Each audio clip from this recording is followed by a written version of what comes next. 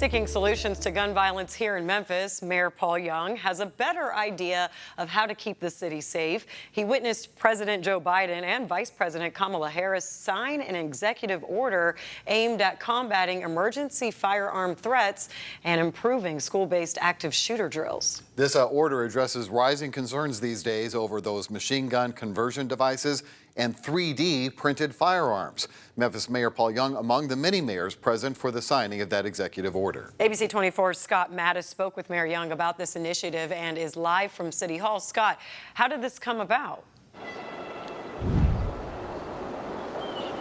You know, it's a great story. Mayor Young was actually in Baltimore, Maryland last week, just before this executive signing at the White House. He was talking to other mayors from across the country about gun violence when he got that call from the White House asking if he would like to take part in this executive order signing. Inside City Hall Tuesday, Memphis Mayor Paul Young is still reeling from his D.C. visit with President Joe Biden and Vice President Kamala Harris. It was amazing. Mayor Young was invited to the White House Thursday where President Biden signed an executive order aimed at combating the growing concerns over Glock switches, a device that simply attaches to a handgun, effectively making it a machine gun.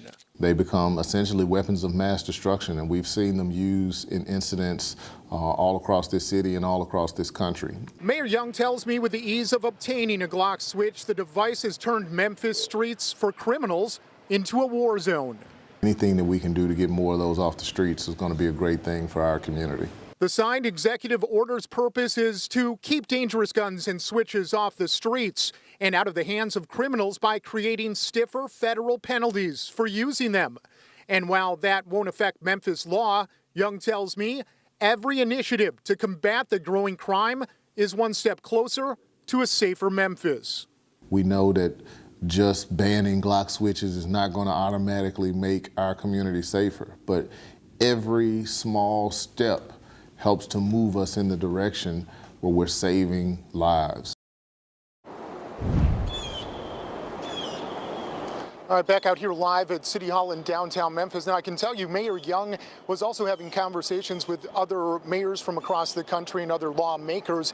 And one of the conversations that they were having are about those Glock switches as they pertain to handguns. He would like to see a conversation between the two, lawmakers and manufacturers, on possibly making it somehow that those Glock switches won't fit on the handguns anymore. There's an idea. For now, live downtown, I'm Scott Mattis.